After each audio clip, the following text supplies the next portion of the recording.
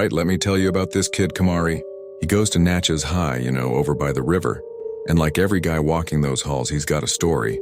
Kamari's story, though, it all revolves around one person, Shilea. Now, Shilea, man, she wasn't just popular. She had this energy, She'd walk into a room and it was like the whole place just got a little brighter. She had this laugh that could cut through the noise of the busiest hallway, and a smile that, well, it completely wrecked Kamari every single time. For months, this was Kamari's routine. He'd see her by the lockers and his heart would do this ridiculous triple beat thing in his chest. He'd try to say hi, but the words would get stuck somewhere between his brain and his mouth.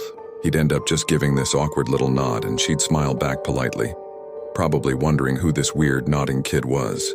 His friends were relentless. Just talk to her, man. What's the worst that can happen? But for Kamari, the worst that could happen was a whole universe of disaster. It was her laughing at him, her telling all her friends, the entire school finding out he was this pathetic guy who couldn't even form a sentence. The fear was real. So he just watched from a distance.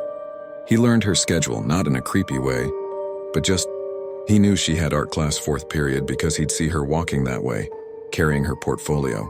He knew she always got a water bottle from the vending machine after gym. These were the little details of his universe. One Friday, something shifted. It was after a football game. The whole school was buzzing, high on a win. The air was electric. Kamari saw Shilea standing with her friends under the stadium lights.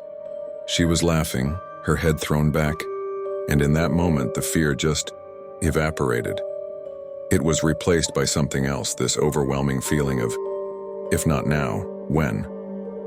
He started walking. His legs felt like they were moving through concrete.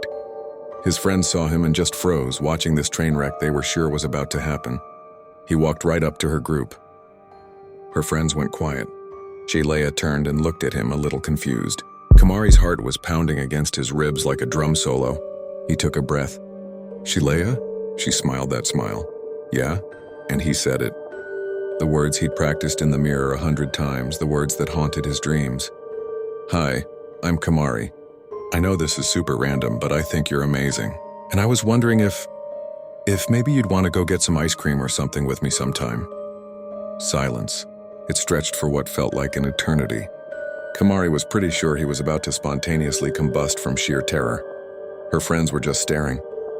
And then, Shilea's smile got even wider.